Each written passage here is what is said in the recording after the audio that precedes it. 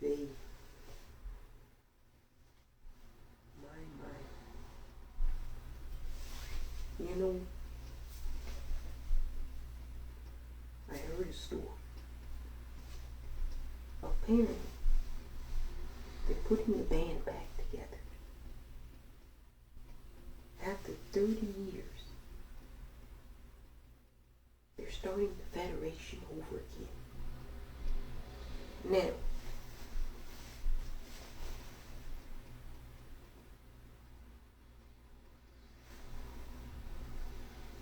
I don't know. See, there's a lot of issues. I'm not going to say yes, and I'm not going to say no. I'm just going to weigh the issues and let the people come to a general conclusion. Because I don't want to sway it. I just want to give you the information so you can make a determination. That's the way I roll. Because if I say yes, then I'm pigeoned in. And if I say no, I'm also pigeoned in. I don't want to be pigeoned in.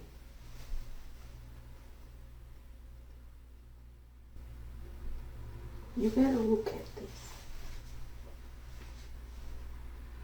The USSR on December 26, 1991 was officially dissolved, done away with. A lot of people say, well, that was because of Western intransigencies. You know, Western meddling. And that's not a lie. That's true. There was a lot of Western meddling in the USSR. But it wouldn't be true to say that was the only reason why it collapsed, why it was dissolved. You know, there was a lot of fighting internally, just as much as there was, maybe even more, external. Now the West was clever. I'm not going to even mince words about this. During an arms race with the West, the East decided, oh, let's do an arms race. The only problem is the West is known for weapons. So the East was never going to win that competition. So while the East was trying to keep up with the West and gain the arms, the people in the West and the East grew poorer and poorer. The fact of the matter is the West has a way of distractions through capitalism, distracted the masses from realizing income inequality. Whereas the East, you really don't have all of those distractions, so people notice very quickly.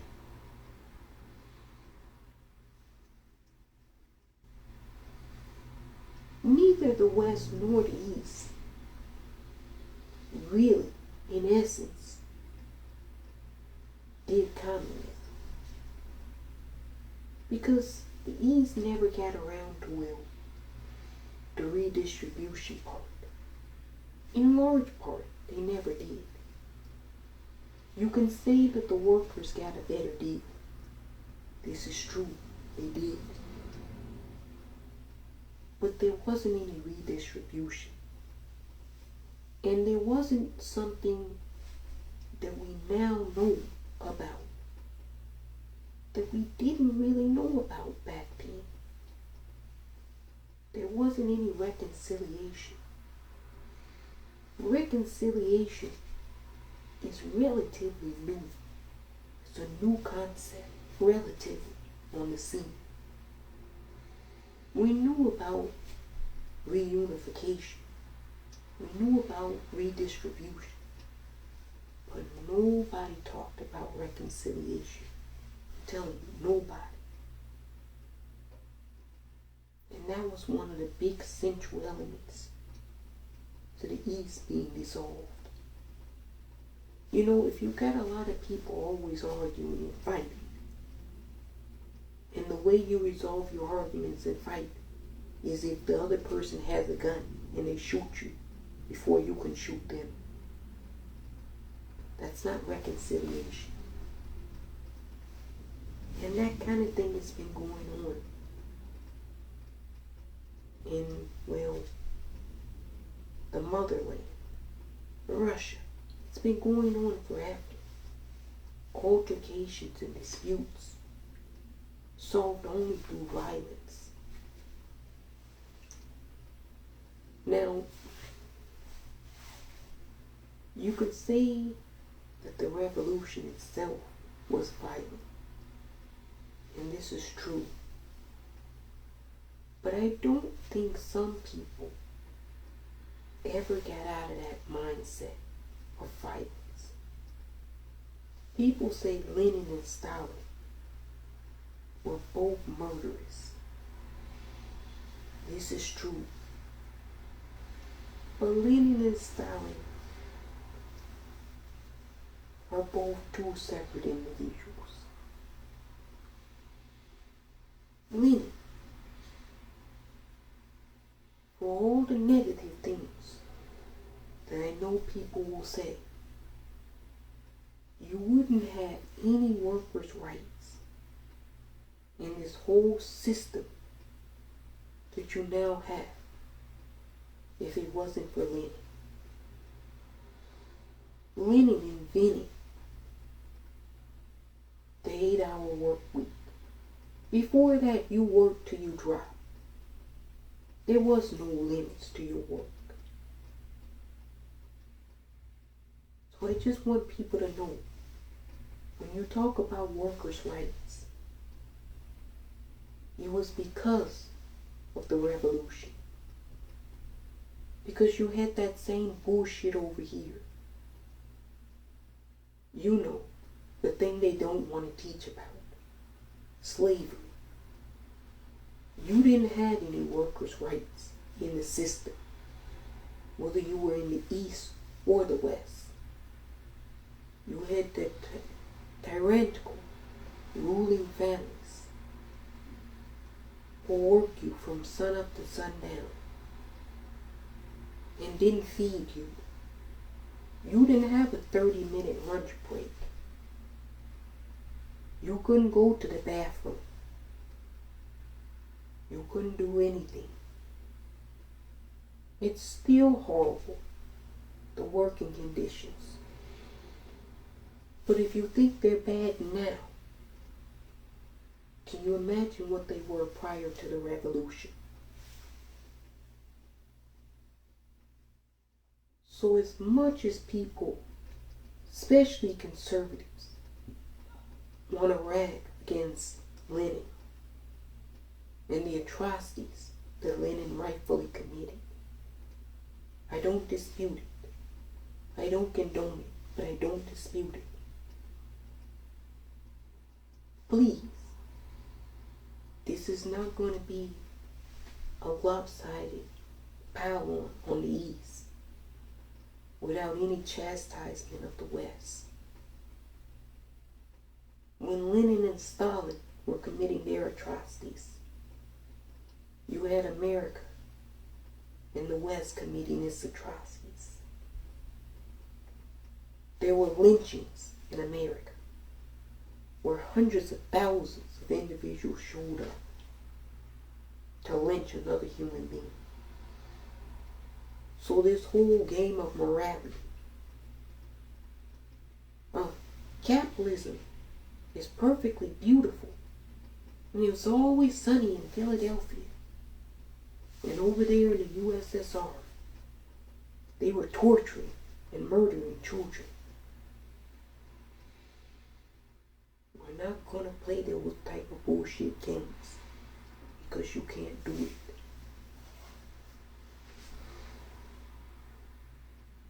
But we have to be fair.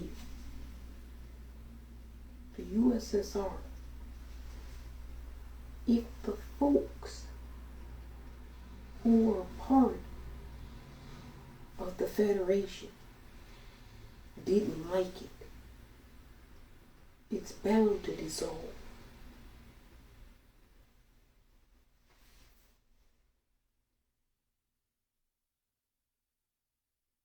So when I heard that they were putting the band back together after a 30-year separation, a lot of questions came to mind. One, have members of the band moved on? Have they done other things in those 30 years?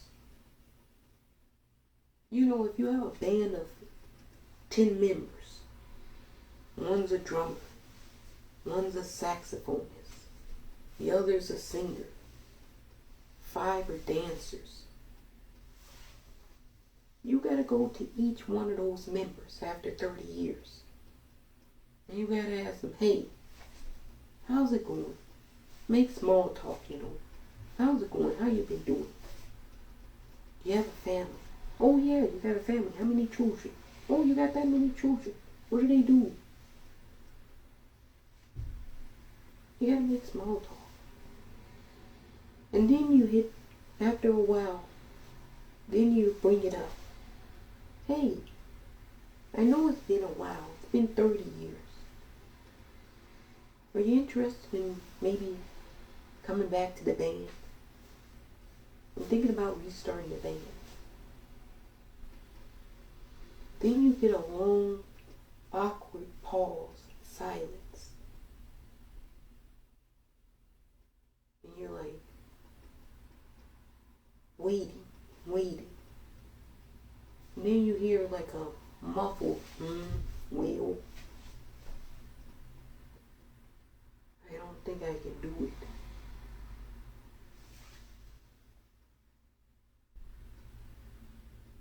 So when I heard of Federation, I was like, wait a minute. It's been 31 years. You gotta check in with all the countries, Kazakhstan, Albania, Lithuania. You gotta check in with all of those countries and ask them, hey, thinking about starting a federation again. Are you in? And to be honest with you, nobody wants to tell the individual that's thinking about starting the band again after 30 years that there's just not an appetite to go back out on tour. Nobody singly wants to be the one that does it. So everybody on the phone, when you're talking to them, they're going to be like, well, I'll get back to you on it. Nobody wants to be the one person that does it alone. So maybe if the whole entire group got together and said, well, you know, it would be nice to have it again, go back out on tour. But it's just been 30 years and folks want to do something else nowadays.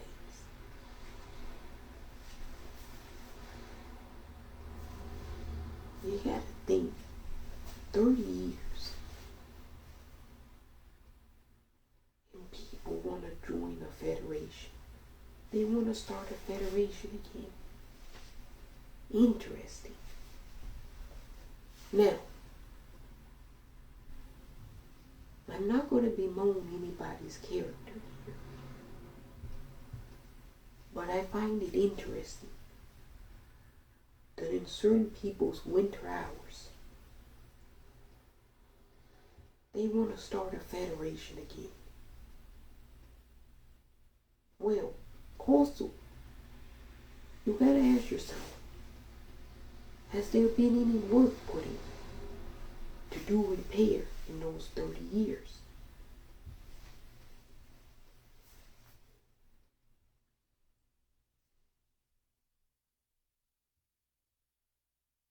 People got wildly profitable, obscenely rich.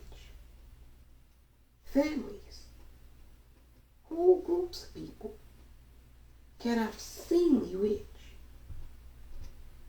Private jets, I'm talking private jets, yachts, Lamborghinis, mansions, homes in London, homes in New York City, homes in Helsinki, vacations, lavish watches, jacuzzis.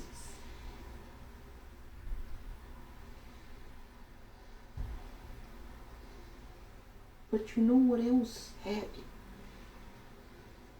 The workers, it started to get poorer and poorer and poorer. Their hours started to tick up again.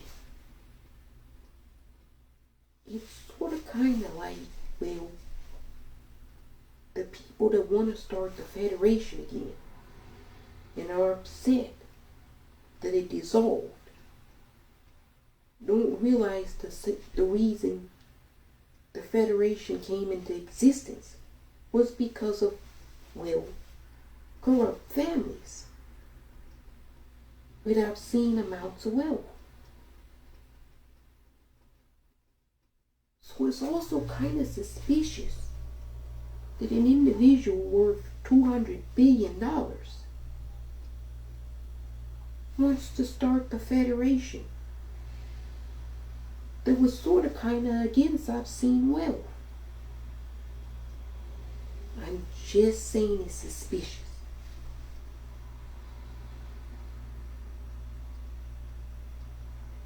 I'm just saying it's suspicious.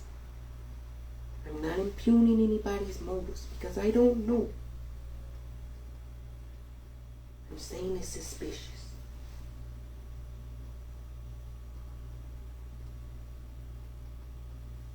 Let's say the Federation is a good idea. Let's say it's the best idea. The gang's all getting back together again.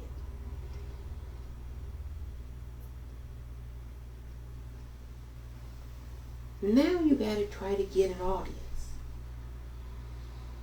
Just because you set up the band doesn't mean the people are gonna naturally show up again.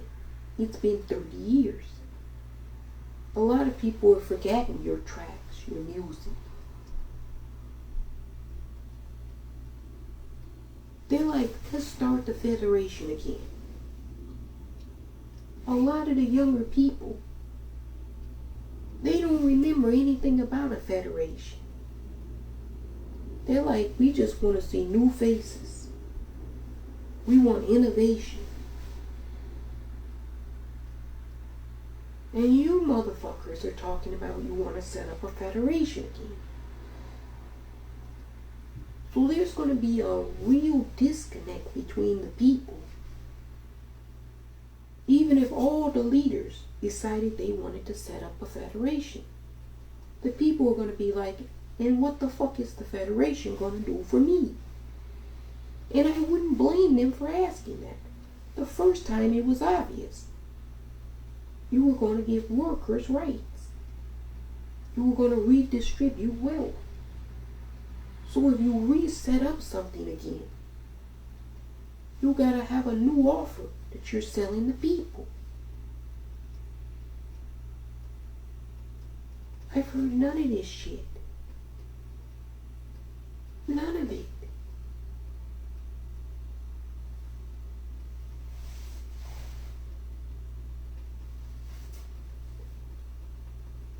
So let's set the Federation shit to the side. Let's go to the European Union and NATO.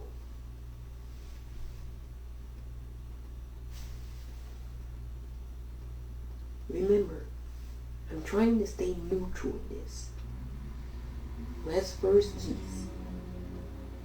When you really don't want to be West or East.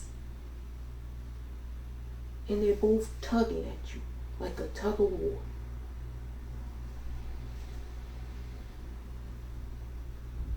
You know, let's talk about Ukraine. And what I would consider an invasion by Russia of Ukraine at this point.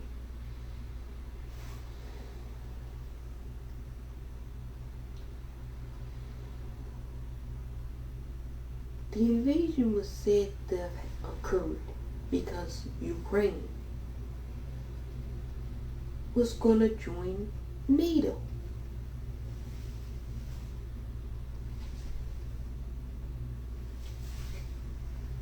Now, you listen and you listen to me good. Because you need to hear this. Intersectionality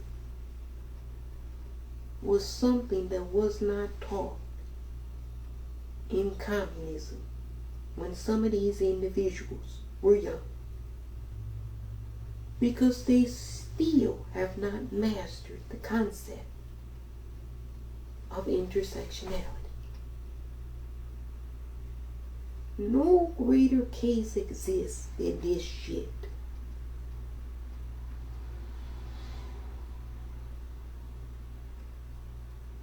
You telling me, and I listen for everything because I have to. When you say I exhausted all options, I'm like, okay, all options were exhausted and you had to do it.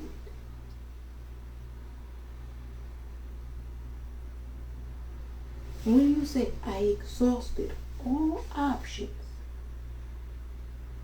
I'm thinking you exhausted all options. Because that's what you're telling me. You did. Now watch this, children. I want you to watch and you learn this shit. So you don't make mistakes like this. So if you become a leader one day, you don't tell people you were forced to do something that you didn't have to do. The current president of Russia, Vladimir Putin, said he exhausted all options. And he was forced, because of Western intransigencies, to invade Ukraine. Because they were going to join NATO.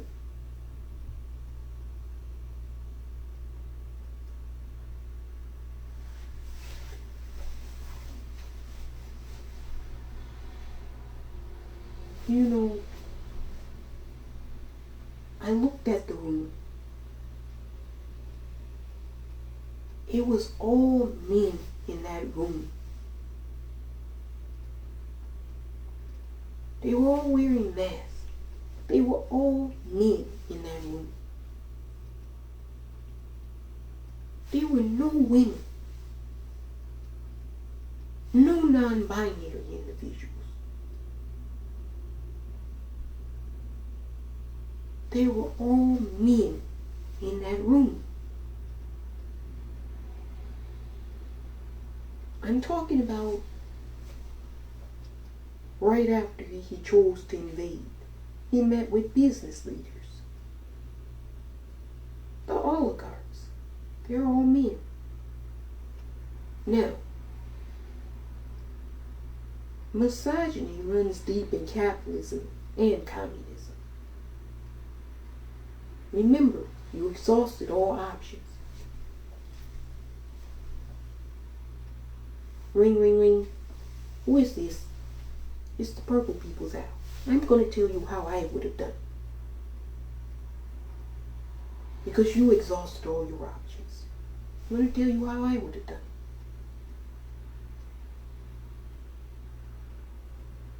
it. And I'll let the viewers be the judge. Ring, ring, ring. Who is this? It's the Purple People's House. Hello, how are you? Who are you again? Is this the Prime Minister of Finland? Yes. Congratulations on your historic win. I think that inclusion, diversity, it matters. It matters that we have diverse people who can make determinations about important and large-scale problems that our society faces nowadays. Congratulations, Shauna Murray. Now, I'm just calling with a little bit of an issue, a dilemma that I'm working through. Ukraine, they're thinking about joining NATO. I don't want them to join NATO. As I recall, the great nation of Finland, you're not in NATO. Am I correct? You would be correct. You know the reason you're not in NATO, right? You get to have the best of both worlds. You get to have transactions with the East and transactions with the West. And nobody wants to fuck with you because you're neutral, right? That would be correct, yes. So can you do me a favor, Shauna? Can you give Zelensky a call? You know, the West is putting a lot of pressure on Zelensky to join NATO. I don't think it's a good idea for Ukraine to join. Can you tell him all the good reasons why Finland and Switzerland aren't in NATO? Well, my schedule is busy. Shauna, what's your favorite cupcake? Red velvet. Okay. I tell you what. I'm going to send you a whole bunch of red velvets for the entire month. Cupcakes. Just reach out to Zelensky at some point and let him know the wonderful benefits of not being in NATO. Because the West is really in his ear. And well, I think that you sharing your story and the people of Finland and Switzerland, that might influence them too. Thank you, Shauna. Have a nice evening. Click.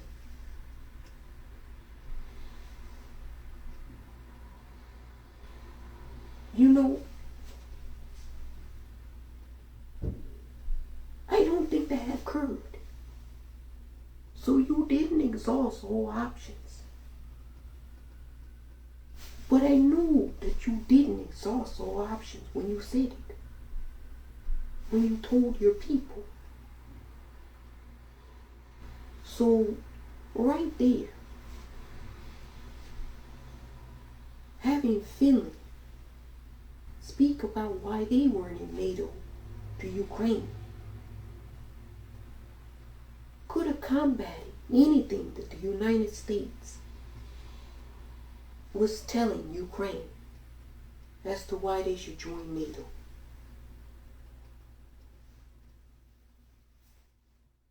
No, she's too young. She doesn't have enough experience. She's a woman. She's been on the cover of magazines. She's attractive. She doesn't know what she's doing. She couldn't possibly be of assistance to us. I've exhausted all options. Okay, let's put the European Union, NATO, and Finland Let's put that off to the side too now. Let's go to the Nazis. Oh my goodness, the Nazis. You know, it's universal that people hate people everywhere. I don't know why that's the case, but it is. And when Vladimir Putin, the president of Russia, says there's Nazis in Ukraine, he's not lying. There are Nazis in Ukraine. There's also Nazis in Orlando, Florida. There's Nazis in Montana. There's Nazis in Pennsylvania. Now, I'm not saying that to make light of the situation. I'm saying that to provide, perspective to the situation. Because if you're invading an entire country due to there being Nazis in a certain portion of the country, that's a little bit extreme to me, one would think. I mean, you're going to have to invade all 184 nations to liberate every country from the Nazis. If this is what they are telling you, I'm telling you, it's insanity. Now, Putin was correct. These Nazi individuals were committing atrocities. Generally, that's what Nazis do. They commit atrocities. Nobody likes them. So can you tell me why Putin, who had identified an issue on these border regions in Ukraine, where Nazis were doing some shit that they shouldn't have been doing, can you tell me why he couldn't have just called President Zelensky of Ukraine and said, hey, there's Nazis in your country. They're doing bad things to people who are Russian immigrants in your country. Can you fix this? We're willing to help. We'll send in some people, our people, and they can work in tandem with your people. And we can deal with the Nazis together. You know, Zelensky is Jewish. You know, the Nazis who were bugging the Russians on those border towns, they hated Zelensky up until the moment that Putin decided he wanted to invade. And then they're like, oh, Zelensky is not that bad. He's protecting my country now.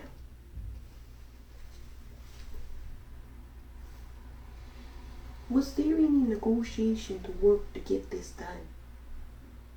To solve the issue before the invasion? No. So this is what we consider false pretense. Saying that you're doing something, solving a problem that really does exist, but you're doing it under false pretense.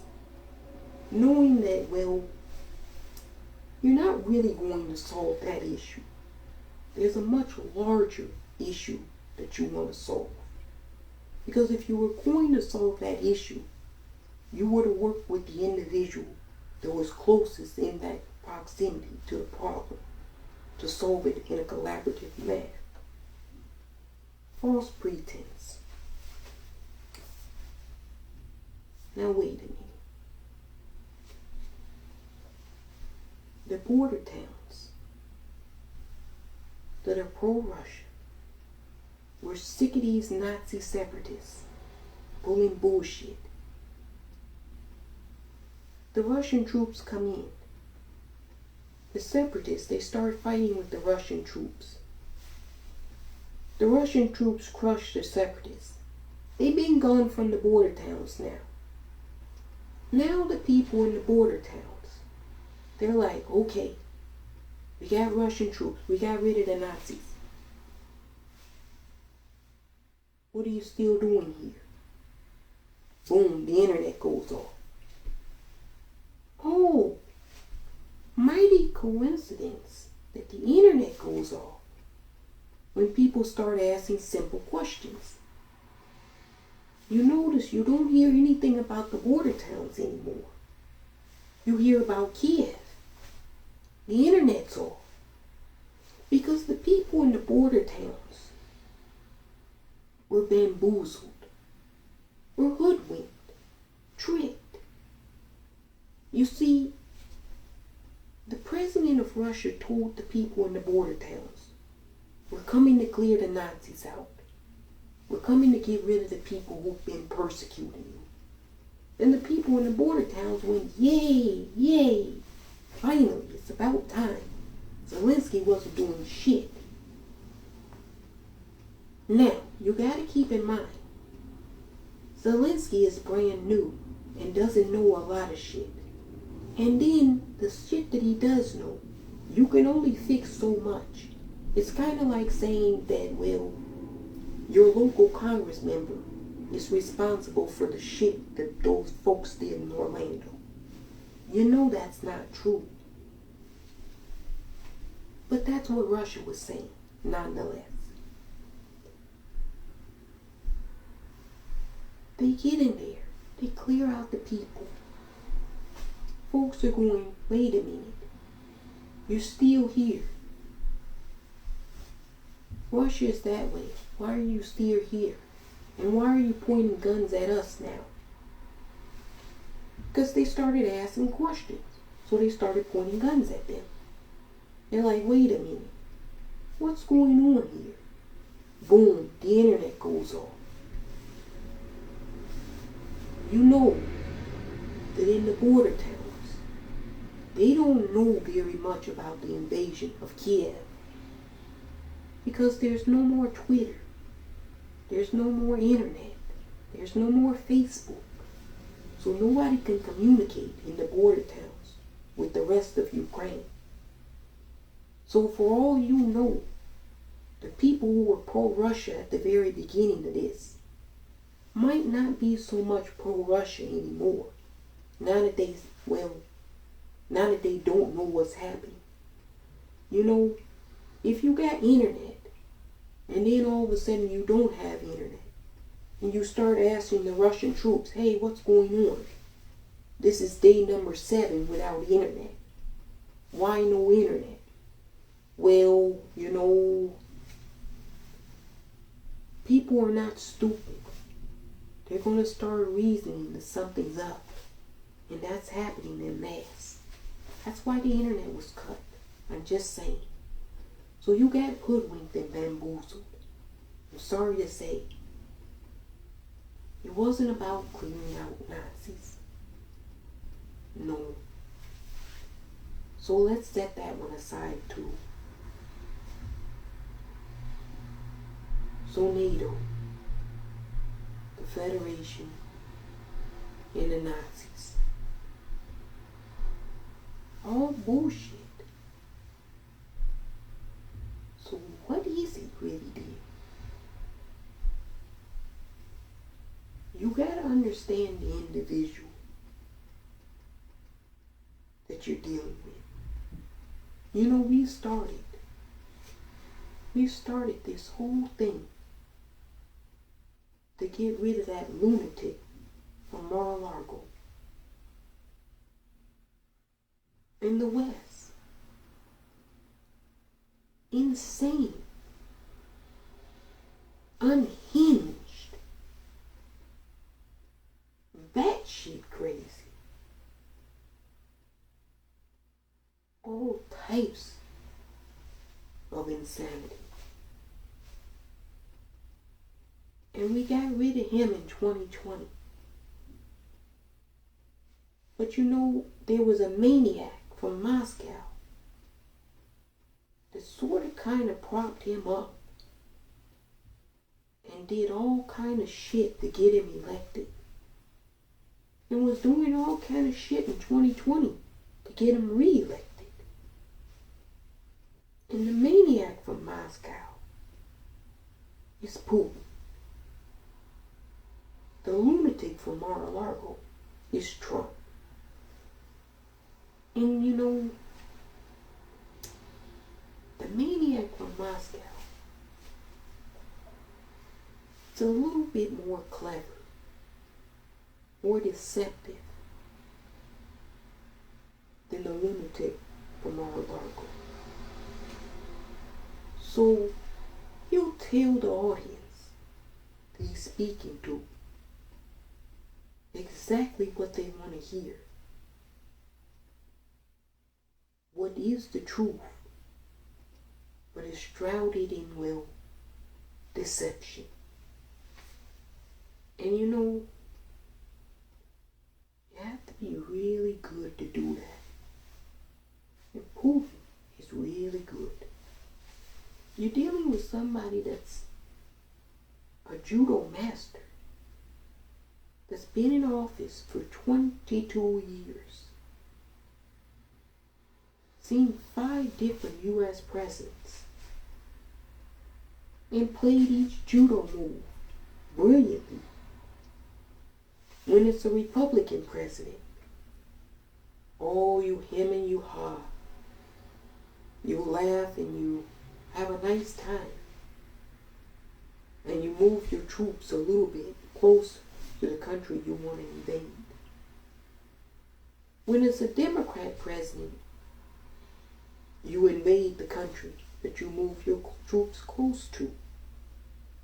Then when it's a Republican president, you go back to laughing, hee and ha, and move more troops close to another country that you want to invade.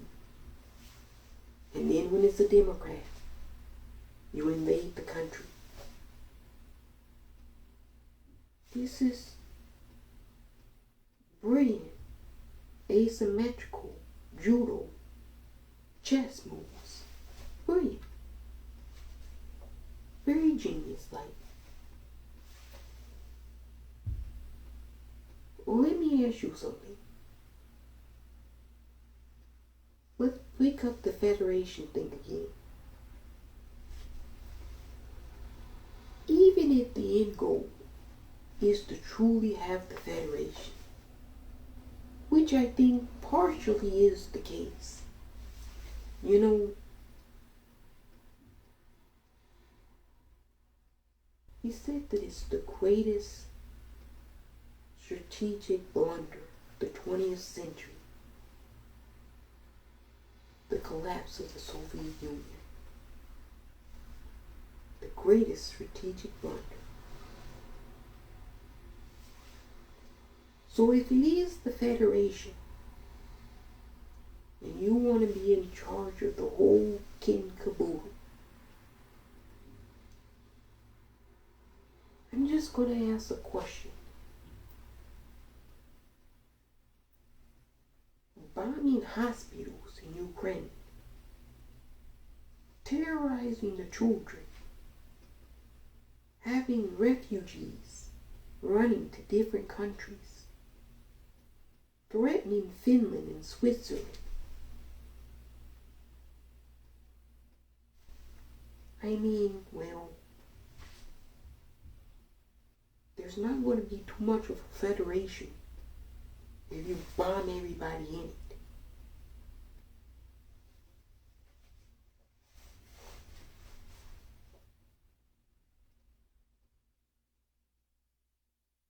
How do you expect for anybody to have one person in charge of the Federation and they don't even get along with their neighbors? I'm sorry, that's probably going to be the last person I have in charge of the Federation. The person that doesn't get on with any of their neighbors well. The only country thus far that's even remotely said that they would join the Federation is Belarus. And you gotta question that shit too. Lysenko, he didn't win in Belarus. He lost. He didn't want to leave once he lost. Just like Trump didn't want to leave once he lost. In Belarus, the people were trying to force Lysenko to go. And they were almost to the point where they had forced him to leave. And Putin, he sent in military troops from Russia to quell the people of Belarus. So not even Belarus wants to be in this federation. 15 countries. And you can't get one without bombing and invading, murdering. I'm going to say that the Federation and we putting together the band is not off to a good start, to say the least. There's no collaboration, which you'll need in a federation.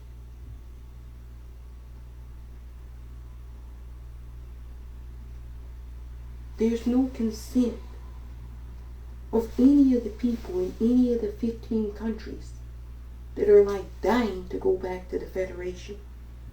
If you ask anybody in any of those countries, they're like, fuck no. So no general sentiment amongst the people to join the Federation again. You know, there was general sentiment. Lenin was able to get general sentiment of the people to revolt against the royals.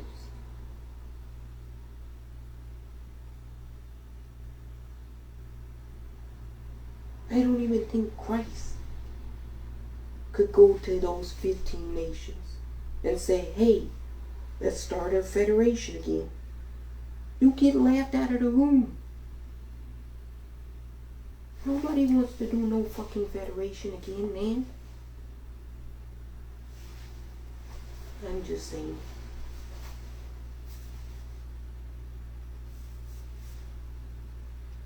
People want something new. Innovation. New faces. New ideas. And they want to build. And they want peace. How the hell do you want to have a federation where everybody respects the motherland and you're killing your own people? You got reports of soldiers 19 years old, confused. They're like, we don't know who to shoot. Everybody looks like everybody. You can't even tell the difference, hardly, between a 19-year-old Russian and a 19-year-old Ukrainian. And you literally gave those kids weapons to shoot each other over bullshit. And this is the Federation. You know, say what you want about Lenin and Stalin. I don't even think they would have done this bullshit.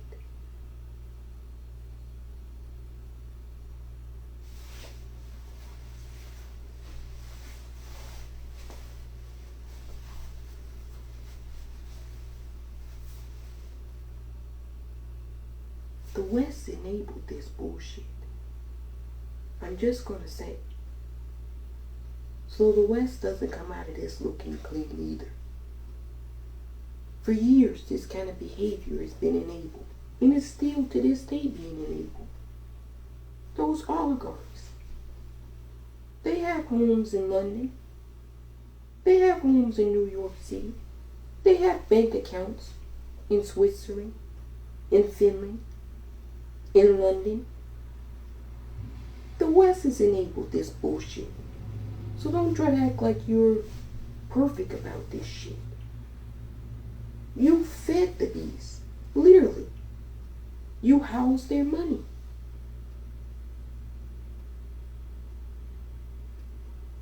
They are bankers and lawyers, financial accountants, who know shit about where that money is being kept. They ought to be forced to come forward under penalty of prison if they don't. This madness is bullshit. You want to talk about toxic masculinity? This is it. You're sending little kids over to fight. They don't know what the fuck they're doing. They want to be playing video games. And you're sending them over there to fight. I saw kids on the roof with guns. They don't even know how to shoot. This is insanity. We're in 2022 and you're doing this bullshit.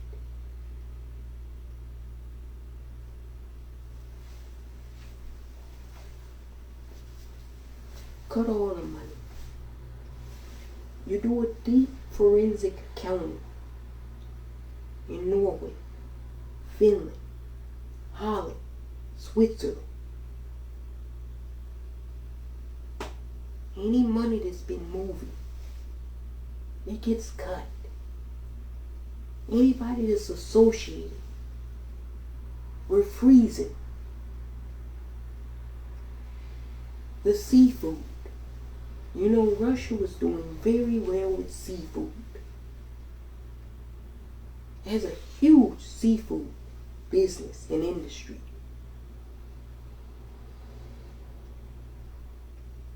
You cut that shit.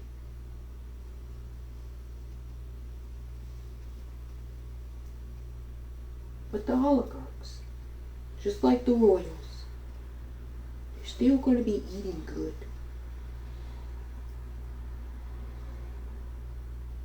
You start taking some of those assets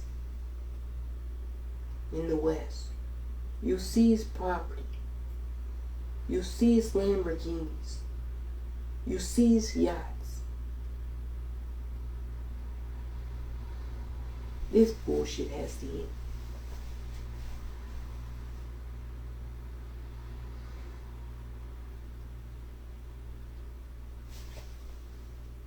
Who does this shit in 2022? In the middle of a pandemic. Hospitals full of people with COVID-19. And people are bombing hospitals. All the shit that the first responders and doctors have done. And you fucking idiots are bombing hospitals.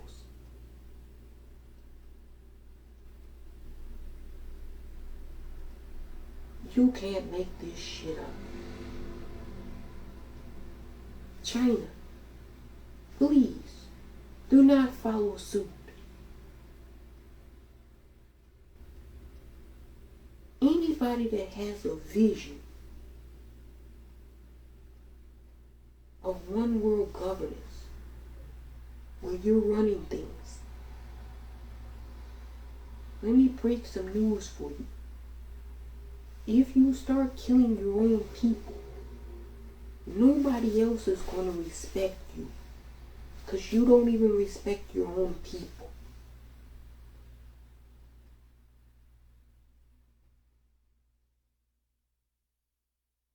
Who does this in 2022 with COVID? Bombing hospitals. It was done for me then. I was like a federation. And they're bombing hospitals.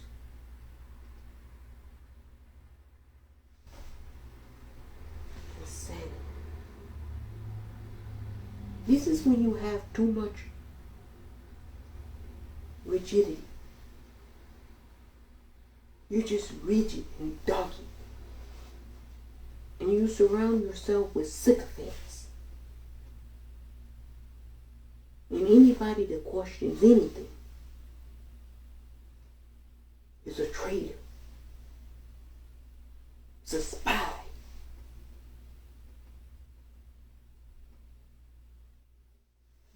crazy.